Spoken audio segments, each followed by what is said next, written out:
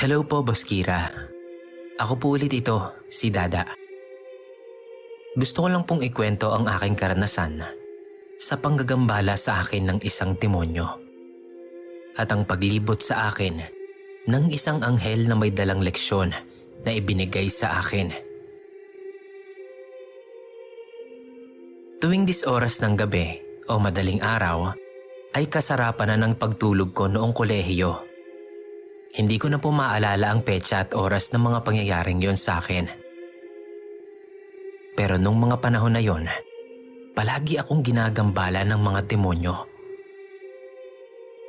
Pero bago ko po ikwento ang karanasan ko nung gabing yon, may gusto lang po kong i-share tungkol sa samahan naming magpapamilya sa loob ng bahay ng aking lola para po mas malinawan kayo at ang mga nakikinig sa storyang ito. Aware naman po ako na may kakayahan talaga ako.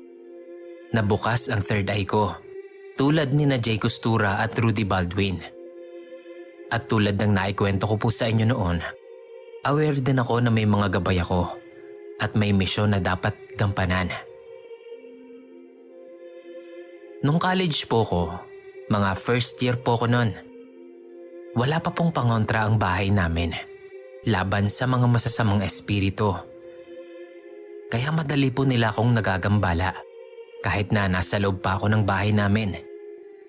Idagdag pa, Sir Kira, na ang mga kasama ko sa bahay noon mga walang ginawa kundi magsigawan at puro murahan ang lumalabas sa bibig.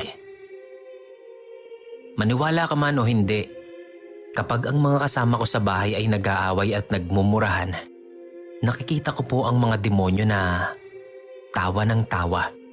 At sinasabi nila na, "Sige, mag-away kayo. Yan ang gusto ng Diyos namin."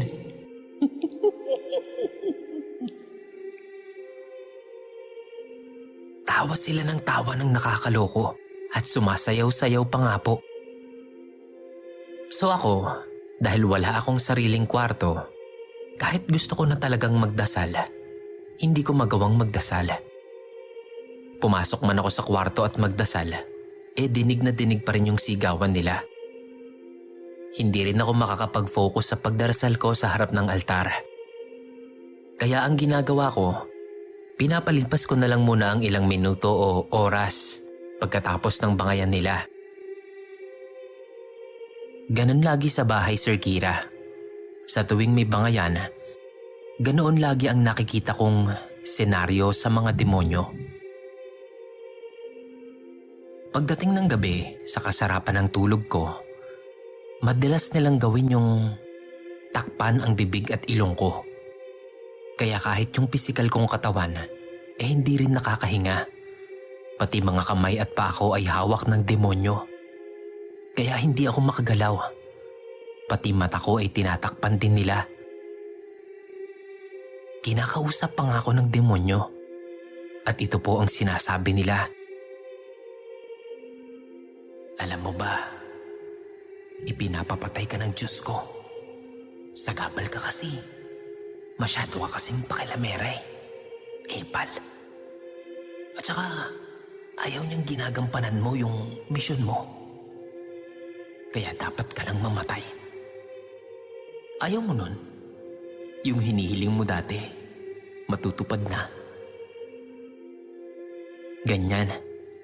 Tapos, magtatawanan sila. Totoo po.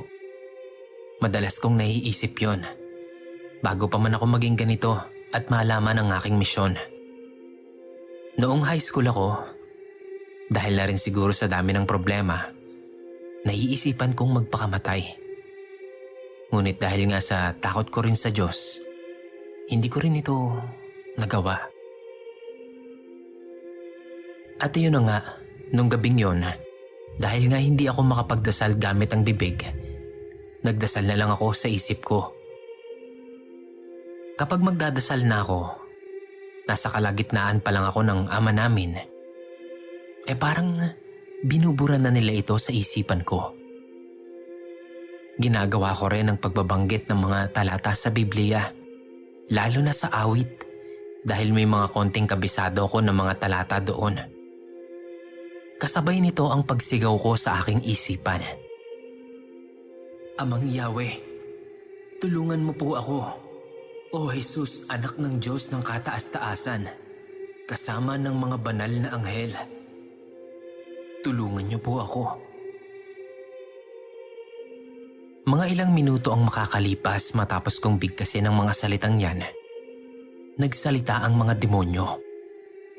Aalis na raw sila dahil maliwanag na. Kaya binitawan na ako ng demonyo. Umalis na sila noon sa bahay namin at bigla na lang din silang naglaho. Nang makawala na ako sa pagkakagapos nila, ay nakahinga na ako ng maluwag. Pakiramdam ko noon ay para akong nalulunod sa malalim na karagatan o ilog. Nakaupo na ako noon sa aking higaan.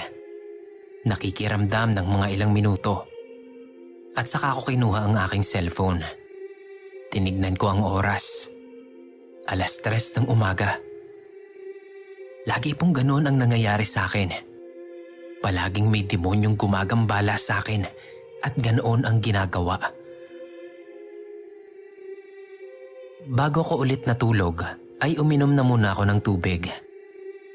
Pagkatapos kong uminom, ay bumalik na ulit ako sa higaan at naglagay ng earphones sa tenga ko. Nakinig ako ng worship songs nung matutulog na. Nung makatulog na nga ako, sa panaginip ko, may nakita akong napakaliwanag. Isang anghel. Kinausap ako nito. At ang sabi ng anghel na yon, ikaw ang itinakda ng ating Panginoon na maging isang instrumento sa pamilya mo. Hindi lang sa pamilya mo, kundi na rin sa ibang tao. Alam namin lalo ng Panginoong Hesus na ang napuntahan mong pamilya ay magulo. Ang ilan sa mga ito ay kilala ang Diyos, pero hindi naman nananalangin o nagbabasa ng banal na aklat. Marami ka pang matutuklasan at ang ilan dito ay hindi na nakasulat sa banal na aklat. Kaya maraming tao ang iisipin na lahat ng sinasabi mo ay hindi makatotohanan. Matapos nun, Sir Kira, ay napunta kami ng anghel sa isang bahay na maganda at maayos. Nakatayo kami sa loob ng bahay na yon. At muling nagsalita ang anghel na kasama ko. Tignan mo kung paano ang kanilang pamumuhay at sabihin mo kung karapat-dapat ba talagang bigyan ng Diyos ang pamilyang ito ng maginhawang buhay. Umupo kami sa sofa sa sala at nakita ko ang 4 na magkakapatid. 2 lalaki at 1 babae. At ang isa naman ay binabae.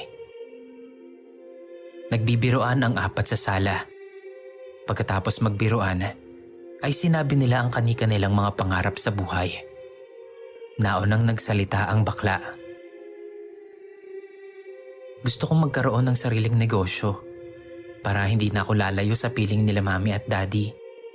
Gusto ko katulad ni mami na makakatulong din sa mga hikaos sa buhay. Lalo na sa mga walang makain at walang mga tirahan. Tagsalita naman ang babae. Ako naman ang gusto ko maging flight attendant. Gusto kong makapunta sa iba't ibang lugar. Saka isa pa, malaki daw ang sahod ng flight attendant. Nagsalita naman yung isang lalaki. Ako naman, gusto kong magtayo ng mga gusali. Gusto kong magtayo ng mga magagandang bahay, kaya mag-i-engineer ako. Yung isang lalaki naman ang nagsalita. Ako, gusto kong maging pulis at manghuli ng masasamang tao. Parami na ng parami ang masasamang loob eh. Wala na silang takot sa Diyos. Habang pinapanood ko sila, nakaramdam ako ng kaunting inggit. Kasi kaming 3 magkakapatid, hindi kami ganun ka-close sa isa't isa. Maya-maya, Narinig kong nagsalita pa ulit yung anghel na kasama ko. Dada, lahat ng bagay ay may rason at maaaring may gusto rin ang ating Diyos na matutunan mo kaya magulo ang pamilyang ibinigay sa'yo. Pero hindi ibig sabihin na ang Diyos mismo ang gumagawa ng kaguluhan sa mundong ito. Pagmasdan mo sila.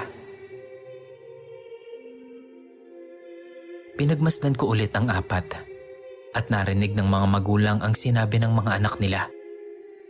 Natutuwa sila sa kanilang mga anak na nagkukwentuhan tungkol sa kanilang mga pangarap at plano sa buhay. Kinausap ako ng anghel. Sundan mo ang mag-asawa. Tignan mo ang kanilang pagsasama at kung ano ang kanilang kinakaharap na problema. Sinunod ko naman ang sinabi ng anghel. Sinundan ko ang mag-asawa. Sa pagsunod ko sa kanila, ay napunta kami sa kwarto. Nag-uusap silang dalawa ng mahinahon at ito ang aking narinig at nakita.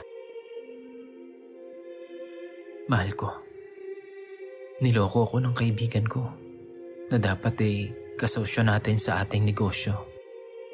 Ninakaw niya ang lahat ng pera. Palugi na ang negosyo natin. Paano natin mabibigyan ng magandang kinabukasan ng mga anak natin? Baka kapag hindi ko nagawa ng paraan ito, tuluyan ang magsara at mabangkrap tayo. Nagsalita naman ang kanyang asawang babae. Mahal, nakakalimutan mo bang may Diyos? Nakakalimutan mo ba na kayang magbigay ng Diyos ng tunay na hustisya? Lahat ay nakikita ng Diyos. Wala tayong maitatago sa Kanya. Lahat sa Kanya ay walang imposible. Basta manalig lang tayo sa Kanya, mahal. Tutulungan kita. Magtutulungan tayong dalawa bilang mag-asawa. Nagyakap ang mag-asawa sa kanilang kwarto. Pagkatapos noon, ay humarap ang babae sa altar at nagsinti ng kandila. Sinabi niya sa asawa, "Halika mahal, samahan mo kong manalangin." Nagdasal sila ng magkahawak ang kamay. Hindi ko nadidinig ang dasal nila dahil sa tingin ko ay sa isipan lang sila nagdarasal. Pareho silang lumuluha. Pagkatapos nilang magdasal, ay muli silang nag-usap. Ang sabi ng babae, "Nangako tayo sa isa't isa na magsasama tayo sa hirap at ginhawa. Malalagpasan natin ito. Kasama natin ang Diyos. Kasama mo ko." Sumagot naman ang asawang lalaki, "Salamat, mahal. Nagpapasalamat ako sa Diyos at ikaw ang ibinigay niya sa akin na nagiging sandigan ko sa oras ng aking kahinaan." Bigla akong naiyak nun. Sabi ko sa anghel na kasama ko, "Sana ganyan din sina mama at papa." Actually, naiiyak ako ngayon habang tinatype ko to. Kasi yung tatay ko, walang pangarap para sa amin. Alam mo yun? Yung buhay yung tatay namin pero parang patay din. Balik tayo sa kwento. Mga ilang oras ang nakalipas, may isang negosyanteng naghanap sa lalaki. May iniabot itong malaking bag at sinabing, "Sir, may pinapaabot po sa inyo si Sir Daniel. Ibigay ko daw po sa inyo." Nag-usisa ang asawang babae. Ano pong laman ng bag na to?" Ang sagot nung naghatid ng bag, "Hindi ko po alam, ma'am eh. Kasi kabilin-bilinan po sa akin ni Sir. Wag na wag ko daw po itong bubuksan." Kinuha ng mag-asawa ang bag at nagpasalamat sa lalaking nagdala nito. Pagpasok nila ng bahay, tinignan nila ang laman ng bag. Laking gulat nila na puro pera ang laman noon. Binilang nila ito at katumbas ito ng perang nanakaw sa kanila. Tuwang-tuwa noon ang mag-asawa na naibalik ang perang nawala sa kanila. Dahil sa perang iyon, napalago nila ang negosyo at nagkaroon sila ng iba pang mga negosyo. Kaya mas lalo pang dumami ang kanilang kita. Dahil ang blessings na natatanggap nila ay kanilang ibinabahagi sa mahihirap, lalo na't kung sobra-sobra naman. Bago kami umalis ng anghel sa bahay na yon, ay may ipinakita siya sa akin. Ang mga anak ng mag-asawa. Nagkaroon na sila ng magagandang buhay. Lahat ng mga pangarap nila ay nagkatotoo. Subalit hindi sila nakakalimot. Palagi pa rin silang nagsisimba at hindi kailanman nakalimot sa Diyos. Pagkatapos noon, mula sa mayamang pamilya, ay nagpunta naman kami sa bahay ng isang mahirap na pamilya. Sabi ng anghel, pagmasdan ko daw ang pamumuhay nila, tulad ng ginawa ko sa naunang bahay na pinuntahan namin. Sinubaybayan ko ang kanilang pamumuhay. At ganito ang nakita ko. Mayroong mag-asawang hikaos sa buhay. Meron silang 2 anak. Kasal sila ngunit palagi silang nagbabangayan. Ang panganay na anak nila ay isang dalagita na nasa 12 anyos na. Ang ina ay nasa bahay lang at nag-aalaga ng anak, habang ang ama naman ang siyang nagtatrabaho. Tuwing uuwi sa gabi ang lalaki, ay lagi itong lasing at sinasakta ng kanyang asawa. Kaya bugbog sarado palagi ang ina. Sa awa ko sa kanila, kinausap ko ang anghel. Kawawa naman kako yung babae na binubugbog. Sinagot ako ng anghel. Pagmasdan mo ulit sila. Biglang nagbago ang senaryo. Nakita kong puro away sa loob ng bahay na yon. Laging nagtatalo ang mag-asawa. Hanggang sa sinabi ng lalaki na, "Ano ba? Papatayin kita pag di ka tumigil." Kumuha ng kutsilyo ang lalaki at pinagbantaan ang kanyang asawa. Mabuti na lang at pumagit na ang kanilang panganay na anak. At doon ay tila natauhan ang lalaki. Nagsalita muli ang babae. "Patawarin ka sana ng Diyos sa mga ginagawa mo." Bigla namang nagalit ang lalaki. "Diyos? Walang Diyos. Dahil kung mayroon man, nasan siya? Hindi niya ba nakikita yung pamumuhay natin? Hindi sana ganito ang buhay natin kung may Diyos. Ikaw? Kayo ng mga anak mo? Kayo ang mga malas sa buhay ko." Pagkasambit noon ay umalis ang lalaki at tuluyan ng hindi bumalik sa kanilang bahay. Pagkatapos noon ay muli akong kinausap ng anghel. Sa pinuntahan natin ng unang tahanan, ano ang natutunan mo? Sumagot naman ako. Doon, kahit anong problema, nagmamahalan at nagkakasundo ang pamilya nila. Parang ang gaan-gaan nilang tumanggap ng problema sa buhay. Tama ka. Bukod doon, ano pang natutunan mo? Tanong pa ng anghel. Kahit anong problema, dapat nagdadamayan. At dapat palagi tayong nananalig at nagtitiwala sa Diyos. Kapag ang pamilya ay nagmamahalan, nagtutulungan, at may malakas na pananampalataya sa Diyos, lalo silang pinagpapala. Sagot ko naman. Tama ka.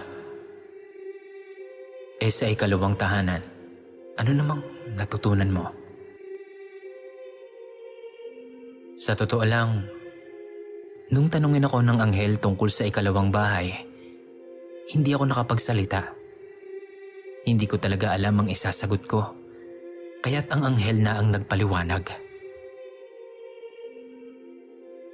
Nakita mo ba ang sarili mong pamilya sa ikalawang tahanan? Ang pamilyang laging magulo at walang katahimikan ay malayo sa biyaya ng Diyos. Nakita mo naman ang pagsasama ng unang pamilya na kahit may mga problema sila, magkakasama sila sa pagharap ng hamon ng buhay.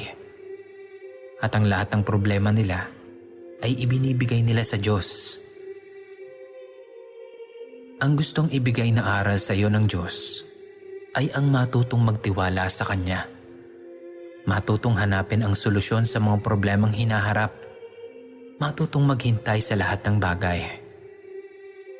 Dapat mong tandaan na ang pag-aasawa ay isang mahirap na estado ng buhay. Kapag nag-asawa at naging magulang ka na, dapat mong maunawaan ang responsibilidad na nakaatang sa iyo. Hindi mo lang dapat isipin ang sarili mo, kundi pati na rin ang iyong pamilyang binuo. Kahit na kayo ay walang-wala sa buhay, dapat pa rin kayong matutong magtiwala sa Diyos. Sa ating Diyos na hindi natutulog. Sa totoo lang, gusto ko itong ibahagi sa inyo, Sir Kira, dahil sa sinabi ng anghel na marami pa ring mga mahihina ang pananampalataya sa Diyos. Ito ay isang tunay na karanasan ko at hindi katang-isip lamang. Sabi ng aking ina, matagal daw akong hindi nagising. Nagising na lang ako, oras na ng tanghalian. Ipinapahayag ko ito sa aking pamilya. Ngunit hindi sila naniniwala dahil lang sabi nila, ito ay bunga lamang ng isang panaginip. Subalit totoo ang aking panaginip. Para po sa akin, ito ay may taglay na mensahe at aral sa buhay na ibinigay ng Diyos para sa ating lahat. Ang mga problemang hinaharap ng tao ay dapat naharapin na may buong pananalig at pagtitiwala sa Diyos na may kasamang pagmamahalan at pagtutulungan sa pamilya. Sir Kira, bukod sa kwento na to, ay may aral galing mismo sa ating Diyos. Marami pa akong kwento na may aral sa buhay. Marami din akong mga horror stories na karanasan. Sana po ay ma-post nyo ito sa channel. Maraming salamat po.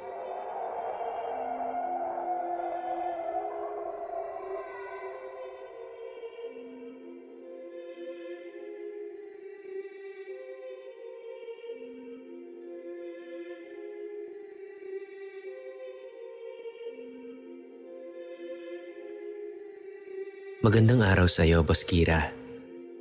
Sana po mapili niyo itong kwento ko. Disclaimer lang po, hindi po ito kwentong multo, aswang o engkanto. Itago niyo na lang po ako sa pangalang Z. Silent listener po ako. Na-discover ko po ang channel niyo noong December 2022. Year 2013 or 2014. Basta college ako noon. Isang gabi, nanaginip ako. Nasa isang baryo daw ako. Nasabi kong baryo ito dahil hindi pa develop ang lugar. Hindi sementado ang daan. Kubo ang mga bahay at walang mga sasakyan. Simple lang ang pananamit ng mga tao doon. May mga bulubundukin, mga puno, at mga damo-damo sa paligid. Kulay brown ang paligid dahil patay ang mga damo na yon. Malayo ang natatanaw ko dahil nga wala namang masyadong mga kabahayan doon. Sa ilalim ng isang malagong puno, may mga kasama akong mga bata at dalawang madre. Hindi ko na po maalala kung ilan kami sa panaginip kong yon. Sa ibabaw ng isang burol, may isang malagong puno at sa ilalim naman ng puno na yon ay merong lamesa. Meron itong puting sapin na halos sumayad na sa lupa. At syempre, may mga pagkain, inumin at prutas. Naghahanda na kami noon para kumain nang mapatingin ako sa dulo ng daan.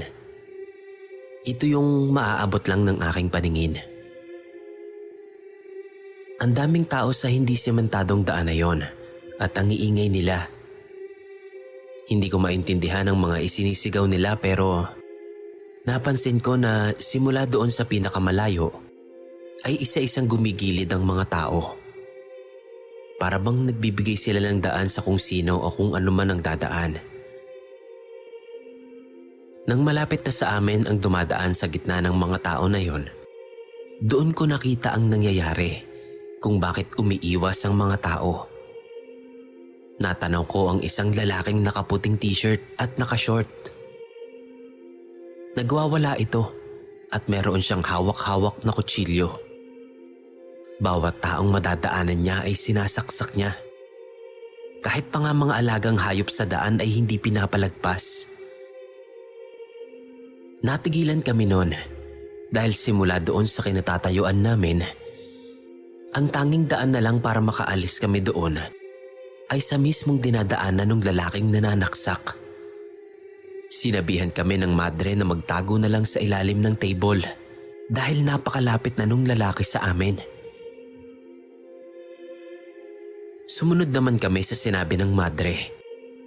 Nagsiksikan kami sa ilalim ng table at tahimik na nakikiramdam. Maya-maya pa ay may narinig na akong mga yapak. Mababa ang tablecloth pero may konting siwang sa ilalim noon. Nakita kong tumigil ang mga paa na nakatsinelas sa tapat ng table. Sa tapat ko mismo. Pero hindi nakaharap sa akin ang may-ari ng paa na yon. Dahil ang nakikita ko ay ang kanang paa lang nito. Ang lakas ng kabog ng dibdib ko nun. Iniisip ko na baka ito na yata ang katapusan ko. Hindi ko na po alam ang mga sumunod na nangyari dahil nagising na ako noon. Parang totoo ang pangyayari dahil tandang-tanda ko ang takot na naramdaman ko sa panaginip ko. At ang lakas nga din ng kabog ng dibdib ko paggising ko. Ipinagsawalang bahala ko na lang yon dahil nga kako panaginip lang naman. Dumungaw ako sa bintana. Madilim pa, kaya naman natulog na lang ulit ako. Pagkatunog ng alarm ko, bumangon na ako at naghanda na akong pumasok sa school. Natapos ang araw ko na normal lang naman at nawala na rin sa isip ko yung panaginip. Pero kinagabihan nun, nang makatulog ulit ako, bumalik na naman ako sa panaginip na yon. Parehong-pareho ang senaryo. At nang magising ulit ako, tumingin ulit ako sa bintana. At ayun na naman, madilim pa nga. Medyo nakaramdam ako ng takot nun, kaya naman nag-cellphone na muna ako. Pagtingin ko sa oras, pasado 3:00 na ng madaling araw. Hindi ko na yun pinansin dahil naaliw na nga ako sa pagsi-cellphone. Chinek ko lang talaga yung oras nun para alam ko kung may time pa ba akong matulog ulit o aantayin ko na lang ang oras. Hanggang sa nakatulog na nga ulit ako. Nagising na lang ulit ako sa alarm ng cellphone ko. Bumangon na ako at naghanda na ulit para pumasok. The usual pa rin ang araw ko. Pagdating ng gabi, pagkatapos kumain ay natulog na ulit ako. At Boss Kira, yun na naman ang panaginip ko. Tapos magigising ako at tatanaw sa bintana. Titignan ang oras sa cellphone ko. Pasado 3:00 ng madaling araw. Nakaramdam po ulit ako ng takot. Kasi kako, bakit ganon? Parang hindi na ito normal. Dahil parang paulit-ulit na lang ang nangyayari. Hindi na ako nakatulog ulit. Nagdasal ako. Inantay ko na lang ang liwanag. Isang linggong nangyari sa akin ito ng paulit-ulit. Kaya naman itinodo ko na talaga ang pagdarasal. Halos takot na nga rin akong matulog noon sa gabi. Nagtatanong ako sa isip ko kung bakit tuwing ganoong oras ako nananaginip at nagigising. Aware din naman ako na yung oras na yon ang tinatawag nilang Devil's Hour. Pero salamat sa Diyos at bigla na lang din itong natigil. Fast forward, year 2023. May na-discover akong podcast. Sobrang nahook ako doon dahil nga about sa ghost at paranormals ang topics nila. Merong isang group na sinalihan ko din para nga i-consult at itanong kung anong meaning ng panaginip ko ngayon. Until this year, may isang member doon sa group na yon ang nag-share din ng panaginip niya. Kako pareho kami ng panaginip. Ang weird lang kasi doon daw sa panaginip niya, siya yung lalaking naka-white shirt na nananaksak doon sa panaginip niya. And lahat ng tao sa paligid niya ay pinapatay niya. Napaisip ako na baka kaya laging ganoon lang ang ending ng panaginip ko ay dahil hanggang doon lang talaga ang buhay ko sa panaginip ko na yon. Hanggang ngayon po ay hindi ko makalimutan ng panaginip na to. At saka, pwede pala yun na pareho kayo ng panaginip ng ibang tao at parang magkasama kayo sa iisang panaginip. Ang tanong ko lang ngayon, kung panaginip lang nga ba talaga yon? O baka naman parte iyon ng past life ko? Hanggang dito na lang po. Maraming salamat po sa pag-share nitong kwento ko.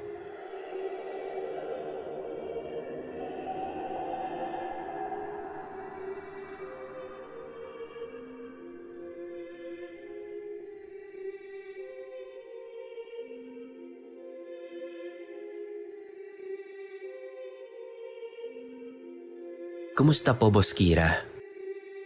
Gusto ko lang sanang i-share yung experience namin sa paglipat ng bahay at sa pagkawala po ng aking mama. Noong bata pa po kasi ako, lagi kong naririnig yung kwento ng pamilya ko, lalo na si mama, na parang may sumusunod sa kanyang batang babae. Tuad na rin, nung bata po ako, nagkaroon ako ng panaginip dati tungkol sa mama ko. Ang setting po ng panaginip na ito, parang nasa langit. At may pinipirmahan po si mama na papel. Tandang-tanda ko po itong panaginip ko na to kasi sobrang nakakatakot po nun para sa akin. Hindi ko po ito sinasabi sa kahit kanino dahil baka po matakot sila mama. Dahil parang masama ang mensahe ng pangitaing iyon. Kahit po ako ay natatakot din kasi naisip ko baka kuhain po si mama. Fast forward po. Dahil sa mga away pamilya at issue sa kapitbahay nun, ay lumipat kami ng bahay.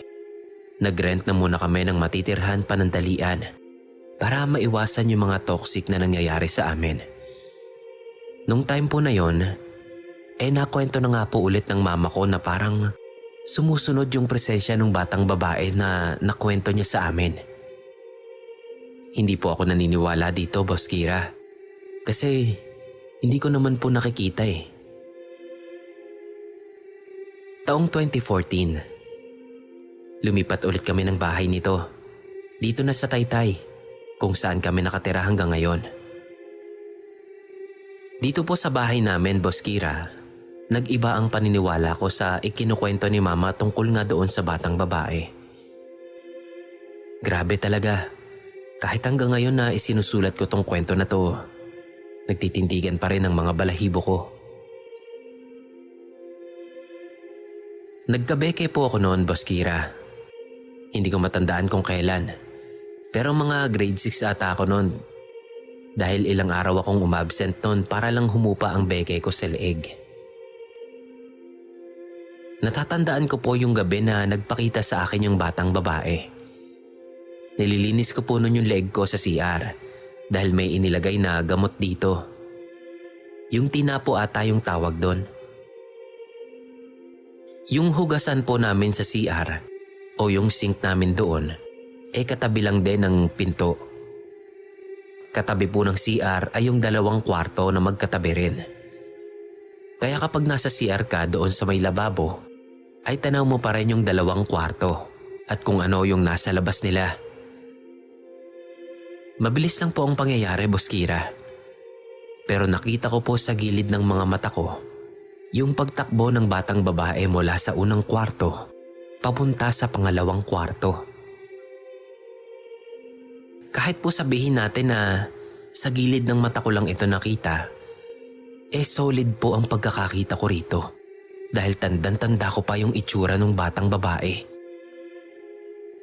Nakaitim po ito at medyo mahaba ang buhok niya. Noong una, Boss Kira, hindi ako natakot kasi akala ko kapatid ko lang yun. Di pinuntahan ko po yung pangalawang kwarto. Walang tao. Sobrang nagtindigan na talaga ang mga balahibo ko nito dahil sa takot. Napakaripas din ako ng takbo pababa. Hindi ko ito ikinuwento sa kahit kanino sa bahay. Dahil kapag ikinuwento ko to, baka mapagkwentuhan pa ulit ng paulit-ulit sa bahay. At lagi ko pang maalala. Matatakotin pa naman ako. Kaya naman sinarili ko na lang po ito. Taong 2016, ipinagbubuntis ng mama ko yung magiging bunso sana namin. Natatandaan ko noon na palaging nakabaliktad ang suot ng mama ko. Hindi ko po alam kung bakit niya ginagawa yon. Pero ang naisip ko, siguro dahil mabilis siyang pagpawisan. Kaya binabaliktad niya lang yung damit niya. Nalaman ko na lang po ang dahilan nun nung pag-usapan na nila Lola na nakakakita daw po pala yung mama ko ng bata sa ilalim ng kama nila. At yung pagbabaliktad daw po ng damit ni mama ay para daw po hindi siya makilala nito. Fast forward po ulit, Boss Kira. Pumanaw po ang mama ko nung taon din yon, year 2016. Kasabay niya pong pumanaw yung ipinagbubuntis niyang magiging bunso sana namin. Nung nawala po yung mama ko, Boss Kira, parang natigil din yung presensya ng batang babae sa amin. Hanggang ngayon po, napapaisip pa rin ako sa mensahe ng mga pangitaing iyon sa pagpapakita ng batang babae sa mama ko. Hindi ko po siya maintindihan, Boss Kira, pero parang inihahanda pala kaming lahat ng pangitain na yon sa pagkawala ng mama ko. Ayun lang po, Boss Kira. Medyo magulo po ang pagkakakwento ko. Kaya sana paayos na lang din po. Bago lang po ako sa channel nyo. More power and God bless po sa lahat. Salamat po.